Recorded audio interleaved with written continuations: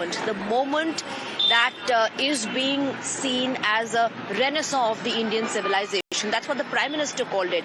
The unfurling and the hoisting of the Dharma Dhwaj atop the Shikhar of Ram Temple. I'm right now, in fact, joining you from outside the main gate, where you see people once again gathering outside the main gate of the temple, making their way inside the temple. Darshan is now open for people. Restrictions have been lifted. Movement is normal. This since all the VVIPs, the dignitaries have left. Remember, today's list of invitees was also extremely special because the focus was on the locals. The focus was on Ayodhya Vasis. The focus was on people from all walks of life, from all segments of the society, from all communities. And the message that went out was that those who were affiliated, associated with the Ram Janmabhoomi movement or the temple construction have been honored. Their presence was ensured in today's event. The ceremonial flag hoisting atop the Shikhar of the Ram temple. And in fact, the Prime Minister gave a message of unity through the speech, through his address. The Prime Minister said this is the awakening of India's consciousness. This is a renaissance of the Indian civilization. He spoke about awakening Ram inside you. He said, from Ram to Rashtra, that's our goal. And if you want to achieve a Vikasit Bharat, then each one of us will have to awaken Ram inside us. Let's listen into that excerpt from the Prime Minister's speech. अगर हम ठान ले अगले 10 साल में मानसिक गुलामी से पूरी तरह मुक्ति पा लेंगे और तब जाकर के ऐसी ज्वाला प्रज्वलित होगी, ऐसा आत्मविश्वास बढ़ेगा कि 2047 तक विकसित भारत का सपना पूरा होने से भारत को कोई रोक नहीं पाएगा। आने वाले 1000 वर्ष के लिए भारत की नींव तभी सशक्त होगी जब मैकाले की गुलामी के प्रोजेक्ट को हम अगले 10 साल में पूरी तरह ध्वस्त करके दिखा देंगे। साथियों, अयोध्या धाम में रामलला का मंदिर परिसर भव्य से भव्यतम हो रहा है और साथ ही अयोध्या को संवारने का काम लगातार जारी है।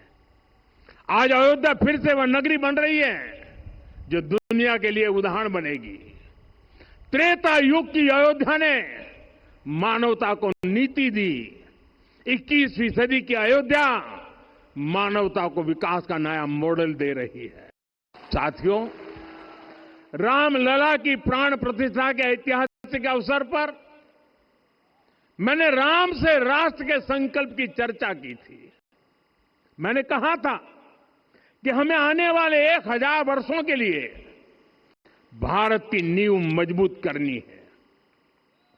हमें याद रखना है, जो सिर्फ वर्तमान का सोचते हैं वो आने वाली पीढ़ियों के साथ अन्याय करते हैं। हमें वर्तमान के साथ साथ भावी पीढ़ियों के बारे में भी सोचना है, क्योंकि हम जब नहीं थे ये देश तब भी था, जब हम नहीं रहेंगे ये देश तब भी रहेगा। हम एक जीवंत समाज है, हमें दूरदृष्टि के साथ ही काम करना होगा। हमें आने वाले दशकों, आने वाली सदियों को ध्यान में रखना ही होगा और साथियों, इसके लिए भी हमें प्रभु राम से सीखना होगा। हम नहीं रहेंगे तब भी ये देश रहेगा, तब भी ये दुनिया रहेगी। The Prime Minister said we have to walk on the path shown to us by Lord Ram, and by taking everyone together we can ensure growth in the truest sense, and only then we can ensure development and equality for all. In fact, I just want to point out this thing. Take a look at the main temple and the message written over there. It says, जाति पाति पूछे नहीं कोई, हरि को भजे सो हरि को होई. So no discrimination. The doors The temple doors are open for everyone. If you believe in Lord Ram, if you have faith in Lord Ram, your jati does not matter, your class does not matter. You are welcome to Ayodhya Nagari. You're welcome inside this temple premise. But the unfortunate bit is that there's a lot of politics happening. First, during the Prana Pratishtha or the consecration ceremony, we saw politics over the invites being turned down by the opposition, which said, some of them said that the temple is under construction, so why is the Prana Pratishtha happening? This is only being done for political benefits. Now, during the ceremony of Dhwajarohan, once again politics over the invite. Avdesh Prasad of the Samajwadi Party was the first one to say that he has been ignored, the locals are being ignored, and if invited, he will come barefoot. The Congress, picking up from there, says that Avdesh Prasad was not invited because he belongs to the Dalit community. Imran Masood made that statement. In fact, Congress leaders invoked every angle. They injected the caste angle, religion, and some invoked Nehru as well, just to criticize Prime Minister Narendra Modi. And then you had Tariq Anwar, who said the unfurling of the saffron flag or the Dhwajarohan was nothing but a publicity stunt. Udit Raj said Prime Minister does not himself follow the ideals of Lord Ram. And why is he the one who is unfurling the saffron flag atop the Ram Mandir? Rashid Alvi invoked Nehru to criticize Prime Minister Narendra Modi and said he should learn secularism from Jawaharlal Nehru. Rashid Alvi, in fact, also asked if the Prime Minister will also unfurl a flag in a Gurudwara or a mosque or a church. Listen into all the reactions. किस हैसियत में प्रधानमंत्री जाके झंडा फहराना चाहते हैं एक मंदिर का? इस देश का कोई मजहब नहीं है। भारत देश का संविधान के मुताबिक कोई मजहब, कोई धर्म नहीं है। क्या वो किसी मस्जिद के ऊपर झंडा फहराएंगे जाके? किसी गुरुद्वारे का, किसी चर्च का झंडा फहराएंगे? वो सिर्फ राम मंदिर का झंडा राजनीतिक फायदा उठाने के लिए फहराना चाहते और इसीलिए वो फहराएंगे ताकि आने वाले जो चुनाव है, खास तौर से यूपी का चुनाव है, उसमें उनको फायदा मिल सके। वो देश के धार्मिक जज्बात को भड़का के राजनीति करना चाहते हैं। मैं बड़े अदब से कहूँगा प्रधानमंत्री जी, अगर सेक्युलरिज्म सीखना है तो पंडित जवाहरलाल नेहरू से सीखिए कि बहैसियत प्रधानमंत्री के उन्होंने किस तरह देश को चलाया था। ऐसा है भाई, दलित है वो, इसलिए नहीं दिया होगा। अब ये तो बड़ी दुर्भाग्य है, लोकल सांसद को प्रधानमंत्री आ रहे हैं और प्रधानमंत्री के आगमन पर लोकल सांसद को भी निमंत्रण ना हो, इससे ज्यादा दुखदायी क्या हो सकता है। और अगर प्रधानमंत्री जी की हैसियत से प्रधानमंत्री जी आ रहे हैं, क्योंकि प्रधानमंत्री जी तो प्रधानमंत्री की हैसियत से आएंगे ना, तो सबसे पहला तो हक वहां के सांसद का है, लेकिन वो दलित है इसलिए उसको बुलाया नहीं। देखिए, प्रधानमंत्री कोई अवसर छोड़ना नहीं चाहते पब्लिसिटी का, प्रचार का। देखिए, ये काम तो धर्म गुरुओं का था, लेकिन प्रधानमंत्री विश्व गुरु भी बनना चाहते हैं, धर्म गुरु भी बनना चाहते हैं, प्रशासन के भी गुरु बनना चाहते हैं, हर चीज़ के गुरु बनना चाहते हैं। प्रधानमंत्री, भारतीय जनता पार्टी, आरएसएस वो जानती है कि धार्मिक उन्माद पैदा किए बिना उनकी गाड़ी चलने वाली नहीं है। तो समय समय पर जब कोई विधानसभा का चुनाव आता है, लोकसभा का चुनाव आता है, तो वो इस तरह की कार्रवाई शुरू कर देते हैं, जिससे एक तनावपूर्ण स्थिति देश में हो जाए। Maryada Purushottam has a values and highest values, but what values Modi ji has, and he made promise to youth of the country in 2014 that how many comes into power he'll give 2 crore jobs. The lawyer who betrays the cause, who doesn't adhere to his own words, is he worth or is he pious enough to hoist the flag? All right, let's open this up and go across to our guests. We're joined by Dr. Kaushikant Mishra of the Bharatiya Janata Party, and we also have Sanjeev Kaushik, political analyst, joining us on the broadcast. Good evening to both of you. Sanjeev Kaushik जी, सबसे पहले मैं आपसे पूछना चाहूंगी, आज प्रधानमंत्री के speech का, उनकी एड्रेस का ऐसा कौन सा हिस्सा था जिससे आपको लगा कि यहाँ धार्मिक उन्माद फैलाने की कोशिश हो रही है, या किसी एक समुदाय के खिलाफ डिविजिव पॉलिटिक्स हो रही है, या आपको लगा कि जाति पाति के आधार पर डिस्क्रिमिनेशन हो रहा है? ऐसा कौन सा हिस्सा था, कहां प्रधानमंत्री ने ऐसा कह दिया कि जिससे आपको लगा कि भाई ये तो डिविजिव पॉलिटिक्स हो रही है मंदिर के नाम पर? देखिए स्वाति, सबसे पहले तो अयोध्या में धर्म ध्वजा समारोह की शुभकामनाएं हिंदुस्तान के समस्त हिंदुओं को, और एक हिंदू होने के नाते मुझे भी गर्व है इस पे कि आज वहाँ पे धर्म ध्वजा समारोह का आयोजन किया गया। लेकिन जब एक राजनीतिक दल होने के नाते जब हम बात करते हैं और पार्टी होने के नाते जब बात करते हैं, तो राजनीतिक दलों की भी एक हिंदुस्तान जैसे महान लोकतांत्रिक प्रणाली में एक अलग अहमियत होती है और उनकी एक अपनी प्रतिष्ठा होती है। जब देश के प्रधानमंत्री शपथ लेते हैं तो वो कहते हैं कि मैं विधि द्वारा स्थापित भारत के संविधान के प्रति सच्ची निष्ठा रखूंगा, बगैर भय, पक्षपात, अनुराग या द्वेष के बगैर मैं विधि द्वारा जो संविधान में निहित है काम करूंगा, मैं काम करूंगा। लेकिन जब देश के प्रधानमंत्री किसी एक पक्ष की बात करते हुए ज्यादातर दिखाई देने लगे तो निश्चित तौर पर चिंता का विषय है ही, और चिंता की बातें तो होती ही है और उस पर बातें भी करी जाएंगी। हमें कोई एतराज नहीं है। देश के प्रधानमंत्री धार्मिक रूप से वो बहुत ज्यादा एक्टिव रहते हैं, वो धर्म को लेकर के बड़े संजीदा तौर पर अपनी बात भी रखते हैं। लेकिन ये बात बिल्कुल सही है कि क्या देश के प्रधानमंत्री अन्य धर्मों के प्रति भी क्या उनकी सच्ची निष्ठा उतनी ही है, क्या ये दिखनी चाहिए या नहीं दिखनी चाहिए? जब ये नहीं एक मिनट संजीव कौशिक जी, जब वो गुरुद्वारा जाते हैं तो ऑपोजिशन कहता है कि अरे ये तो सिख समुदाय को अपीज करने की कोशिश हो रही है, इसीलिए गुरुद्वारे जा रहे हैं, इसके जरिए उनको साधने की कोशिश हो रही है। जब प्रधानमंत्री अपने मिडिल ईस्ट के दौरे पर मॉस्क जाते हैं, मस्जिद जाते हैं, तब आप लोगों का नैरेटिव बदल जाता है। तो ये क्या पुराना नहीं हो गया कि पॉलिटिकल गेन्स के लिए ऐसा कर रहे हैं, ध्वजारोहण कर रहे हैं क्योंकि पॉलिटिकल बेनिफिट्स लेने? अभी तो बिहार का चुनाव संपन्न हुआ है, अभी कौन सा चुनाव ऐसा चल रहा है कि इलेक्शन का फायदा वो उठा लेंगे?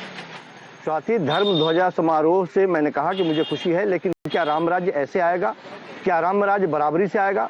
देश के 10% लोगों के हाथ में 90% संपत्तियां हो जाए और उसके साथ साथ राजनीति चलने लगे, वैसे आएगा? या दलितों के साथ एक दलित अयोध्या के सांसद है? एक मिनट, अब गोल मत चेंज कीजिए। नहीं संजीव कौशिक जी, एक मिनट मेरी बात सुनिए। हाँ, मेरी बात सुनिए। जब प्राण प्रतिष्ठा हो रही थी, सभी को इनवाइट भेजा गया था, ऑपोजिशन ने उसको टर्न डाउन कर दिया, क्या कहते हुए कि अंडर कंस्ट्रक्शन है मंदिर, ऐसे मंदिर में आप प्राण प्रतिष्ठा नहीं कर सकते। उस वक्त क्या आप लोग भूल गए थे? और जो इनवाइटीज की लिस्ट है उसमें हर वर्ग के लोग, क्योंकि फोकस था अयोध्या वासियों पर, लोकल्स पर, तो अब उस पर अवधेश प्रसाद जी की कम्युनिटी को बीच में ला रहे हैं कि अवधेश प्रसाद जी दलित हैं, maybe that's the reason why he is not been invited. Is this not narrative, just a narrative? Swati, किसने भेजा था? जिसने भेजा था उसने मोदी में भगवान विष्णु का अवतार देखा था, उसने भेजा था। आपको याद नहीं है वो स्टेटमेंट? मैं याद दिलाऊं क्या?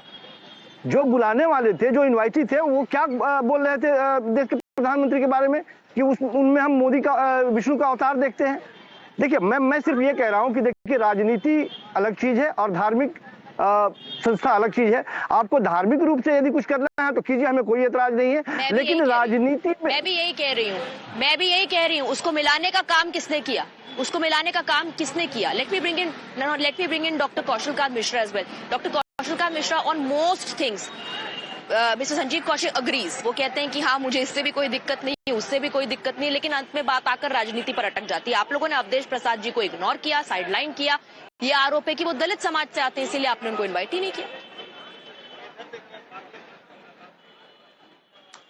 स्वाति, देखिए, 7 से 8 पीढ़ियों के 500 साल की धार्मिक प्रसव पीड़ा के बाद जिस तरह से राम मंदिर का पुनर्निर्माण हुआ, आज धर्म ध्वजा फहर रही है, तो और जैसा मोदी जी ने भी कहा, माननीय मोदी जी ने भी कहा कि राम से राष्ट्र की ओर, हम राम से राष्ट्र की ओर चल रहे हैं। और जिस तरह से उन्होंने ये कहा कि अगले 10 सालों में हम जो गुलामी के प्रतीक चिन्ह उनको छोड़ते हुए 2047 तक के लक्ष्य के साथ विकसित भारत बनाने के जिस लक्ष्य पे वो चल रहे हैं, उसमें सिर्फ इसको शब्दशः न लिया जाए। स्वाति, जितने भी स्टेटमेंट आपने इसके पहले सुनाए, मैं संजीव जी की बात नहीं कर रहा हूं, उनके पहले जो पॉलिटिकल स्टेटमेंट आए उस पर सिर्फ ये कहना चाहूँ, और शब्दशः न ले कोई, कि हाथी चलता रहता है और कुत्ते भौंकते रहते हैं, सिर्फ यही कह सकता हूं।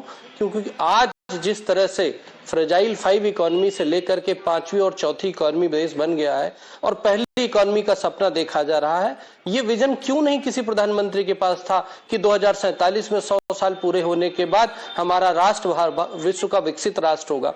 और राम की बात हो रही है, राम के बारे में सिर्फ यही कहूंगा कि एक श्लोक है जो शिव जी ने पार्वती को कहा था कि राम रामेति रामेति रमे रामे मनोरमे सहस्त्र नाम ततुल्यम राम नाम वरानने। इसका मतलब यह है कि आप 1000 विष्णु जी के नाम लें और राम का एक बार नाम ले लें, वो बराबर होता है। आज राम का दिन है, राजनीति को छोड़िए, आगे बढ़िए। और मेरे एक मित्र बोल रहे थे कि संजीव कौशिक कह रहे हैं हमको धर्म ध्वज के फहराने से या हमको ध्वजारोहण से कोई दिक्कत नहीं है। वो कह रहे हैं कि ये केवल और केवल पॉलिटिकल बेनिफिट्स के लिए हो रहा है और ऑपोजिशन का ये भी कहना है कि ये पब्लिसिटी स्टंट है। इस पर आप जवाब जरूर दीजिए।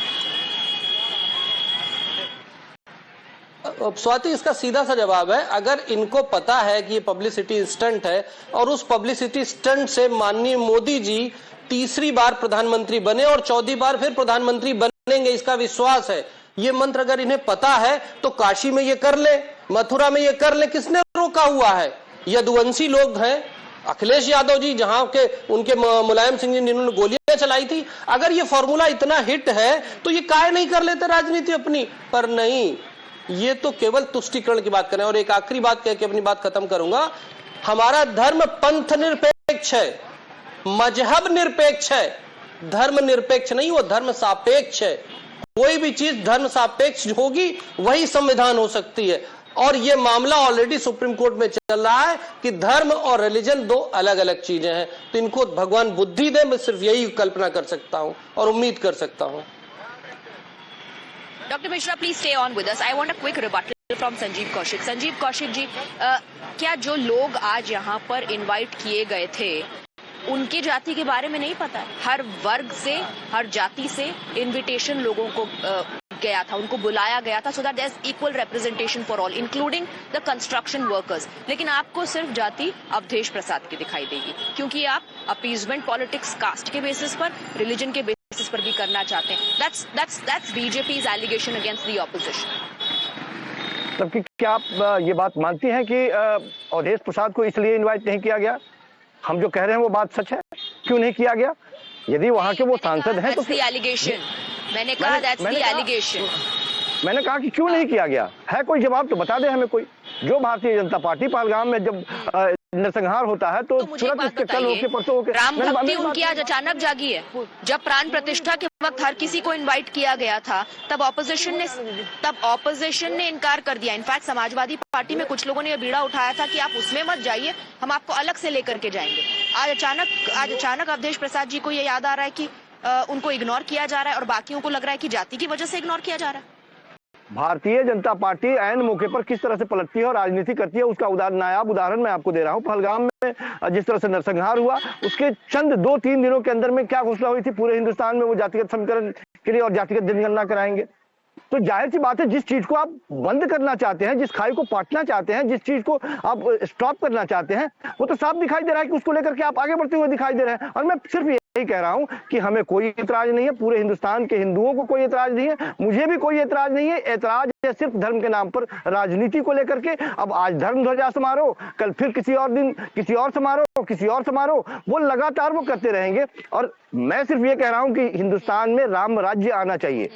हिंदुस्तान में राम राज्य आ जाए तो किसको आपत्ति हो सकती है, लेकिन वो राम राज्य आएगा कैसे? इस तरह से खाई बढ़ा करके आएगा लोगों के दिलों में खाई। ये तो बहुत अच्छी बात है कि ऑपोजिशन भी अब राम राज्य की बात कर रहा है। कल तक आपत्ति थी, एग्जिस्टेंस पर सवाल उठाया गया था सुप्रीम कोर्ट में और आज आप राम राज्य की बात कर रहे हैं, बहुत अच्छी बात है। But the opposition is constantly changing the goal post, that's the allegation of the BJP. Thank you very much gentleman. Doctor Mishra और संजीव कौशिक जी, बहुत बहुत शुक्रिया हमारे साथ जुड़ने के लिए। Thank you for your time.